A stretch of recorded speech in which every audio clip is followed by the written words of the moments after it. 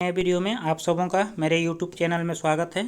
आज देख सकते हैं टॉपिक्स जो लेके आए हम जो है ऊष्मा हीट से संबंधित सारे प्रॉब्लम आपको बताएंगे। ऐसा यूनिट ये सारे प्रॉब्लम जो है आपका दिखेगा कि कुकर में जल्दी खाना क्यों पकता है, उसके बाद पहाड़ी के क्षेत्रों में जो है खाना देर से क्यों पकता है, उसके बाद ये विकिरण क्या है, चालन, संवहन और विकिरण किसको कहेंगे, इस सारी चीज़ों को बताएंगे। तो आप देखिए वीडियो में बने रहें अंतिम तक। तो देख सकते हैं इसमें हम देखेंगे ऊष्मा चालन किसको कहेंगे। तो हमेशा याद रखना है कि जो अंदर सूक्ष्म विसरण तथा कणों में जो ऊष्मा का अंतरण होता है इसको हम लोग क्या बोलते हैं, चालन कहते हैं। और ये जो किस किस माध्यम से हो सकता है, तो ये जो है आप देख सकते हैं अणु, परमाणु, इलेक्ट्रॉन, जो है अणु, परमाणु, इलेक्ट्रॉन, इसके माध्यम से हो सकता है। और किन किन अवस्थाओं में होता है पदार्थ के, तो याद रखना है ठोस, द्रव, गैस और प्लाज्मा। ये पदार्थ का 4 अवस्थाएं होती है। लोग तो जनरली पढ़ते हैं 3, ठोस, द्रव और गैस, नहीं, लेकिन ऐसा नहीं है कि चौथा अवस्था भी होता है, वो प्लाज्मा है। तो चारों अवस्थाओं में जो क्रिया होती है। आगे देखेंगे हम लोग संवहन, जिसको हम क्या बोलेंगे, कन्वेक्शन। इसमें क्या है कि ये दूसरी मेथड है। और इसमें क्या होता है कि द्रव के कण जो है स्रोत से दूर भागने लगते हैं और साथ में ऊष्मा भी लेके चलते हैं, यानी अकेले नहीं, साथ में ऊष्मा भी लेके जाएंगे। तो इस तरीके की क्रिया को हम लोग क्या बोलेंगे, संवहन। इसमें आप देख सकते हैं फिगर में, ये जो क्रिया है आपका संवहन है। ये जो है आपका 1 मिनट आप देख सकते हैं इसमें। तो ये कन्वेक्शन जो है, संवहन जो है, कन्वेक्शन आपको यहाँ पर दिखाया गया है। इसमें क्या है कि आपस में जो है अणुओं के ऊपर से नीचे, जैसे पानी जैसे उबलता क्यों है, क्योंकि इसमें बुलबुला आप देखते होंगे, तो उसमें जो है पानी जैसे ही उबलता है तो ऊपर जाने से वो ठंडा हो जाता है, नीचे तली में क्या होता है, आग जलने के कारण गर्म होता है, तो फिर ऊपर से ठंडा गरम, ऊपर से नीचे, ऊपर नीचे से गर्म में क्या होता है, ये पानी पूरा खोलने लगता है। तो इस तरह क्रिया होती है। ये देखिए रेडिएशन छोड़ता है। तो रेडिएशन का परिभाषा आप देख सकते हैं। इसमें कह रहा है कि किसी पदार्थ के अंदर स्थित आवेशित कणों के ऊष्मीय परिणामों को विद्युत चुंबकीय तरंग उत्पन्न होती है इसमें। तो इसको हम लोग क्या बोलेंगे, विकिरण। तो विद्युत चुंबकीय तरंग यही है जो आप दिख रहा है, ये वाला पार्ट जो है, तो इसी को हम लोग क्या बोलते हैं, रेडिएशन। आप ठंडा के महीना में रेडिएशन के ही माध्यम से हम लोग आग तापते हैं। यहाँ तो हम लोग आग जलाए हैं, लेकिन हाथ में क्या होता है कि अनुभूति होती है हम लोग को, तो रेडिएशन हमारे हाथ तक पहुँचता है। इसमें आप देख सकते हैं कि अचानक ताप में तापांतर के कारण क्या होता है, चाय का प्याला निचली सतह जो है वो फट जाता है। उसके बाद जो है आपका ये जो रेल का पटरी जो होता है उसमें गैप छोड़ दिया जाता है, क्योंकि ये जो उसमें प्रसार के वजह से क्या होता है कि इस गैप में जो है आपका गैप यदि हम लोग नहीं रखेंगे तो पटरी एक दूसरे में चढ़ सकता है और घटना घट सकती है। इसलिए जो है गैप रखा जाता है, ताकि उसमें प्रसार होगा तो वो क्या होता है, गैप को फिलअप कर सकता है और घटना होने से हम लोग बच सकते हैं। तो चलिए हम लोग देख सकते हैं इसको, हम लोग का डिटेल से जानने का प्रयास करते हैं सारे क्वेश्चन का आंसर।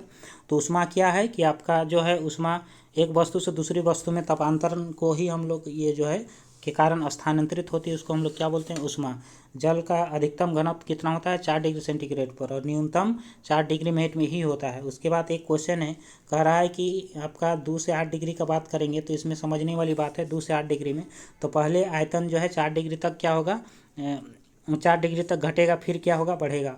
पहले घनत्व तो 4 डिग्री तक बढ़ेगा, फिर क्या होगा, घटेगा। तो इस तरह का होता है। तो आप देख सकते हैं यहाँ पर जो है, जो भी पिछले फिगर में आपको बताए हैं सारे, कि क्वथनांक वायुमंडलीय दाब का प्रभाव क्या होता है। तो दाब यदि बढ़ा जाए तो क्या होगा कि क्वथनांक भी बढ़ता है, और दाब घटाएगा तो क्वथनांक भी क्या होता है, घटता है। तो ये 2 क्वेश्चन आपका इस रिलेटेड है। कुकर खाना जल्दी क्यों पकता है, तो इसका कारण क्या है कि कुकर में जो है वायु दाब बढ़ने से क्या होता है, क्वथनांक बढ़ जाता है। उसके बाद पहाड़ी क्षेत्र में खाना देरी क्यों पकता है, तो इसका भी कारण क्या है कि ऊंचाई बढ़ने से क्या होता है, वायुमंडलीय दाब घट जाता है। लेकिन वायुमंडलीय दाब घटने से क्या होता है, साथ साथ में उसका क्वथनांक भी घट जाता है, जिस कारण से क्या होता है, खाना देरी से पकता है। फिर आगे है आपका कि मनुष्य के शरीर में तापमान होता है।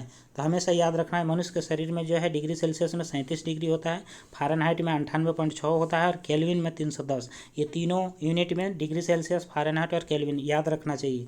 फिर आगे कितने डिग्री ताप पर जो है सेंटीग्रेड और फ़ारेनहाइट में इक्वल होता है, तो ये चीज़ याद रखना है, 40 डिग्री सेंटीग्रेड, ये माइनस में जो है। फिर आगे कह रहा है कि ऊष्मा का संचरण की 3 विधियाँ, तो अभी हम आपको बताएं, फिगर के माध्यम से भी समझाएं। तो 3 विधियाँ जो है, चालन, संवहन और विकिरण। ये फिजिकल कांटेक्ट की ज़रूरत पड़ती है, इसमें भी ज़रूरत पड़ती है, लेकिन विकिरण में कोई फिजिकल कांटेक्ट का ज़रूरत नहीं पड़ता है।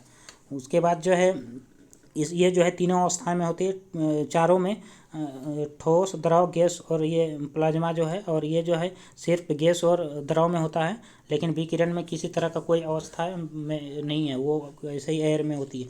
उसके बाद कह रहा है कि किसी रेफ्रिजरेटर में फ्रिज शीर्ष पर रखा जाता है, क्यों? तो रेफ्रिजरेटर जो है फ्रिज तो ताकि संवहन की धाराओं द्वारा अंदर पूरे भाग में ठंडा रखा जा सके। फिर आगे कह रहा है कि पंखा करने के से शरीर में ठंडा अनुभूति क्यों होता है? तो कारण क्या है कि शरीर पर वाष्पन की दर क्या होती है, और उसके बाद देखिए कह रहा है कि सौर पृष्ठ यानी फोटोस्फेयर का तापमान कितना होता है? तो याद रखना है आपको, फोटोस्फेयर का तापमान क्या होता है? 6000 डिग्री सेंटीग्रेड होता है। मानव के लिए आराम के लिए सर्वाधिक उपयुक्त तापमान, यानी आदमी जो है आराम से गहरा मैंने अच्छा नींद या तो फिर उसको अच्छा लगेगा तो वो 18 डिग्री सेंटीग्रेड से 22 डिग्री सेंटीग्रेड 22.57 डिग्री सेंटीग्रेड के बीच में होना चाहिए टेम्परेचर, तभी उसको अच्छा फील होता है। फिर कह रहा है थर्मोस्टेट का कार्य क्या है? तो फ्रिज में जो है तापमान को क्या करता है? एक समान बनाए रखता है, और फ्रिज में ताप को क्या करता है? नियमन करता है। फिर आगे कह रहा है जाड़े में पहाड़ी क्षेत्रों में जो है कभी कभी नल और पंप फट जाते हैं। कारण क्या है कि नल में जो है ये जल जमने से क्या होता है? आयतन बढ़ता है, और पाइप जो है उसका नल जो है फट सकता है। उसके बाद देखिए फिर हम कह रहा है कि इसमें देख सकते हैं आप जो है कह रहा है कि बर्फ़ के दो टुकड़ों का आपस में दबाने से टुकड़े आपस में चिपक जाते हैं, क्यों? क्योंकि दाब अधिक होने के कारण क्या होता है कि गलनांक घट जाता है। क्या होता है? गलनांक घट जाता है। कमरे के समान ताप पर होता है। तो याद रखना है कि नॉर्मल टेम्परेचर जो कमरे के समान ताप पर होता है 25 डिग्री सेंटीग्रेड, 77 डिग्री फ़ारेनहाइट में और केल्विन में 298, तीनों यूनिट में बताया गया है। एग्जाम में आपको किसी भी तरह का पूछा जा सकता है। फिर कह रहा है कि 1 ग्राम वाले पदार्थ का तापमान 1 डिग्री तक बदलने के लिए आवश्यक उष्मा को ही हम लोग क्या बोलते हैं? विशिष्ट, स्पेसिफिक हीट बोलेंगे, विशिष्ट उष्मा। क्या बोलेंगे? विशिष्ट उष्मा। फिर कह रहा है स्थिर ताप पर किसी पदार्थ का एक अवस्था से दूसरी अवस्था में बदलने की आवश्यक उष्मा को हम लोग क्या बोलते हैं? गुप्त उष्मा।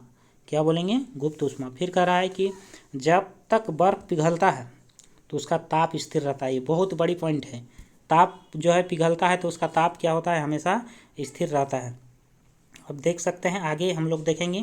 कह रहा है कि ये किस पदार्थ की विशिष्ट ऊष्मा सबसे अधिक होती है? तो हमेशा याद रखना है जो विशिष्ट ऊष्मा सबसे अधिक किसकी होती है? जल की होती है। तापक्रम बढ़ने से हवा का घनत्व क्या हो जाता है? घटता है। एक कमरे में पंखा चल रहा है तो कमरे की वायु क्या होता है? तापमान बढ़ता है, क्योंकि अणुओं में आपस में टक्कर होने के कारण धीरे धीरे तापमान बढ़ता है। इसलिए गर्मी में आपको लगेगा, ऐसा फील होगा कि पंखा से भी गर्मी हवा आ रहा है। फिर कह रहा है कि वातानुकूलन में आरामदायक दशाओं में पूर्ति के लिए आवश्यक होता है। तो जो एसी होता है, वातानुकूलित एसी, एयर कंडीशनर, तो इसमें कह रहा है कि 23 डिग्री सेंटीग्रेड से 25 डिग्री सेंटीग्रेड तापमान, उसके बाद 60 से 65 अपेक्षिक आर्द्रता होना चाहिए। आपको वहाँ पानी पानी जैसा ये उस तरह का फील होगा। तो उसमें 60 से 65% तक आर्द्रता होना चाहिए, अपेक्षिक आर्द्रता, और टेम्परेचर 23 से 25 के बीच होना चाहिए। फिर आगे कह रहा है कि अति निम्न ताप पर यानी -40 डिग्री सेंटीग्रेड से नीचे यदि चला जाए तो थर्मामीटर में किसका प्रयोग? तो पिछला बताए थे कि अल्कोहल का प्रयोग किया जाता है यदि नेगेटिव ज़्यादा मापना है तो, चूँकि अल्कोहल जमता नहीं है। ऊँट अपने शरीर का तापमान कितना बढ़ा सकता है? तो याद रखना है 42 डिग्री सेंटीग्रेड। इसलिए जो है आपका जो है ये मरुस्थल का जहाज कहा जाता है ऊँट को, चूँकि ये ज़्यादा गर्मी को भी झेल सकती है। उसके बाद जो है 15 दिन का पानी एक ही बार ये अपना शरीर में ले सकती है। 15 दिन तक नहीं भी पिएगी तो चलेगा। फिर आगे कह रहा है कि यदि किसी तत्व में विद्युत धारा का दोगुना किया जाए तो क्या हो जाएगा? उसका उत्पादित ऊष्मा जो होगा वो चौगुना हो जाएगा। फिर कह रहा है कि भाप से जलना उबलते हुए पानी की अपेक्षा जलन अधिक कष्टप्रद होता है। तो इसका कारण क्या होता है? तो याद रखना है कि भाप में उसी ताप पर 536 कैलोरी प्रति ग्राम ऊष्मा अधिक उत्पन्न करती है। इतना नहीं, इससे मैंने इस पर रिस्पेक्ट में 536 केजी नहीं कैलोरी प्रति ग्राम अधिक ऊष्मा उत्पन्न करती है। फिर आगे आप देख सकते हैं कि जब पानी में साधारण नमक मिलाया जाता है, पानी में शुद्ध पानी में यदि हम लोग साधारण नमक मिलाते हैं तो पानी का क्वथनांक बिंदु जो है और हिमांक बिंदु में क्या होता है? तो क्वथनांक बिंदु क्या हो जाता है कि इसका बढ़ जाता है। क्वथनांक बिंदु क्या होता है? बढ़ जाता है। और हिमांक बिंदु क्या होता है? घट जाता है। कमरे में लगा हुआ वातानुकूलन जो एसी होता है, जो रूम में हम लोग एसी लगाते हैं उसका तो वो क्या नियंत्रित करता है? तो हमेशा याद रखना है उसका टेम्परेचर और आर्द्रता, इसलिए अच्छा फील होता है, मैंने ये समताप बनाए रखता है। कह रहा है कि जब दो वस्तुएं किसी तीसरी वस्तु के तापीय संतुलन में हो तो परस्पर तापीय संतुलन को, तो ये जो है ऊष्मागतिकी का क्या कहलाता है, शून्य नियम कहलाता है। यानी ऊष्मा से रिलेटेड सारे प्रॉब्लम आपको बताया जाएगा। तो वीडियो थोड़ा लंबा होता है तो इसके लिए आप टेंशन नहीं लें। यदि आप मेरे साथ यदि 10 से 12 मिनट 15 मिनट समय देते हैं तो ऊष्मा आपको दोबारा पढ़ने की ज़रूरत नहीं पड़ेगी। फिर देखिए कह रहा है कि ये 0 डिग्री सेंटीग्रेड ताप वाली 1 ग्राम बर्फ़ को 80 डिग्री सेंटीग्रेड 1 ग्राम पानी में डाला जाता है तो अंतिम ताप क्या होगा। तो हमेशा याद रखना है इसका ताप में बदलाव ही नहीं होगा, क्योंकि आपको बताया था कि पिघलने के क्रम में क्या होता है, ताप में चेंजिंग नहीं होता है। तो क्या होगा 0 डिग्री सेंटीग्रेड। लोहे का क्यूरी ताप क्या होता है, लोहे का क्यूरी ताप 770 डिग्री सेंटीग्रेड होता है। फिर कह रहा है कि भारी जल, जो यहीं से एक क्वेश्चन है आपका कि भारी जल का सूत्र भी कभी कभी पूछा जाता है, D2O होता है, ये ड्यूटेरियम होता है भाई, ये 3 समस्थानिक होता है हाइड्रोजन का।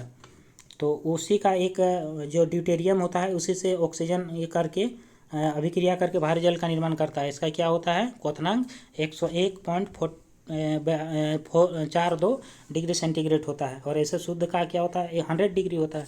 वायु की क्षैतिज गति से होने वाले उष्मा स्थानांतरण को हम लोग क्या बोलते हैं, अभिभवन कहते हैं। क्या कहते हैं, देखिए किसी निश्चित तापमान पर हवा की अधिकतम नमी धारण करने की क्षमता और मौजूद आर्द्रता की वास्तविक मात्रा के अनुपात को हम लोग क्या बोलते हैं, आपेक्षिक आर्द्रता क्या कहते हैं। क्या कहते हैं, आपेक्षिक आर्द्रता, जो एसी के लिए 60 से 65% चाहिए था।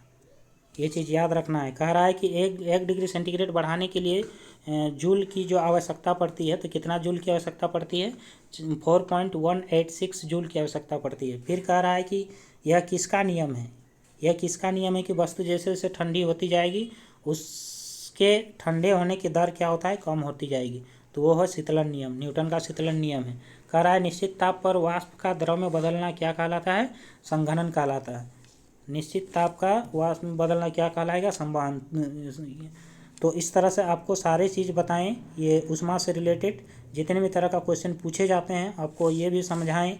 देख सकते हैं आप, सारे बातों को आपको बताएं। जो है ये इसका ऊष्मा का SI मात्रा कैसे क्या होता है, जूल होता है। और ये विशिष्ट ऊष्मा, गुप्त ऊष्मा, गलन, ये सारी चीज़ों को बताएं। कुकर में खाना जल्दी क्यों पकता है। तो ये मेरा वीडियो यदि आपको अच्छा लगे तो ज़रूर लाइक करें, सब्सक्राइब करें और शेयर भी करें। इस तरह का जो है जितने भी तरह का एग्ज़ाम होता है, JSSC में जितना भी एग्ज़ाम करवाती है, टेट हो, ये टेट सीटेट हो, या तो फिर TGT PGT, या तो फिर SI हो गया, पुलिस हो गया, सारे एग्ज़ाम के लिए ये टॉपिक्स बहुत ही इम्पोर्टेंट है। आप ज़रूर मेरे साथ बने रहें। इस तरह का वीडियो हमेशा आप तक पहुंचते रहेगा। तो आप इस वीडियो तक अंतिम तक बने रहने के लिए आपको धन्यवाद।